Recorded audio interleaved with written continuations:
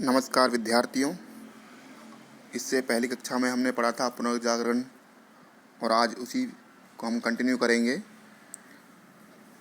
पुनर्जागरण जो कि एक मनोचेतना थी, ये कोई धार्मिक या राजनीतिक आंदोलन नहीं था, परंतु यह एक मनोदशा थी जो कि 13वीं शताब्दी से लेकर 16वीं शताब्दी तक बहुत ही तीव्र गति से बढ़ी। इस समय को क्या कहा जाता है? पुनर्जागरण कहा जाता है। इसके बारे में हम इसके अर्थ, परिभाषाएं, पुनर्जागरण के क्या कारण रहे, इनके अध्ययन हम कर चुके हैं इससे पिछली कक्षा में। पुनर्जागरण के मुख्य कारणों में सर्वप्रथम था धर्म युद्ध, व्यापारिक समृद्धि, कागज और मुद्रण यंत्र का आविष्कार, मंगोल साम्राज्य का उदय और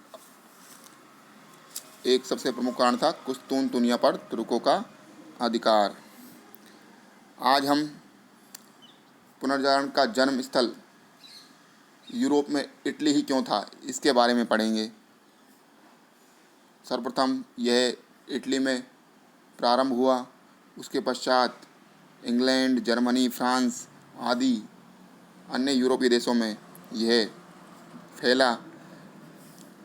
तो अब आते हैं हम कि पुनर्जागरण का प्रारंभ इटली से क्यों हुआ।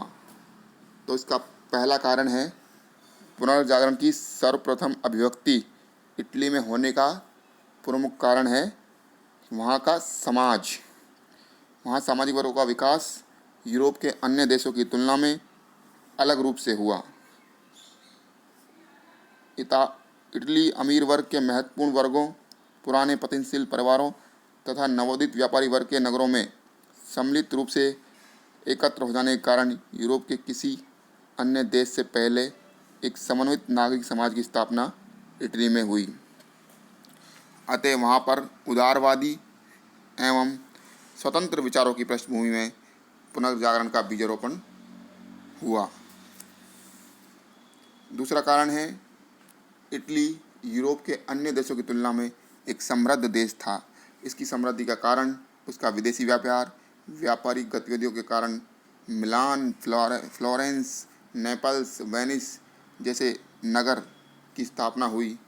यह एक स्थापित तथ्य है कि बड़े एवं विकसित नगरों में ही संग्रहालयों, सार्वजनिक पुस्तकालयों और नाट्यशालाओं जो सांस्कृतिक जीवन के अंग हैं की स्थापना संभव है।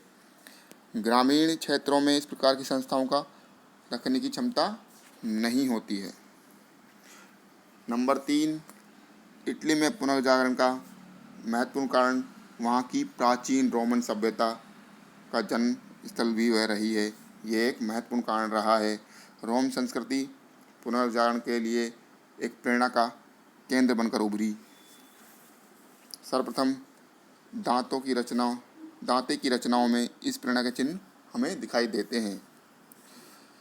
अगला कारण है, चौथा कारण, रोम जो कि ईसाइयों का एक महत्वपूर्ण शहर रहा है, नगर रहा है।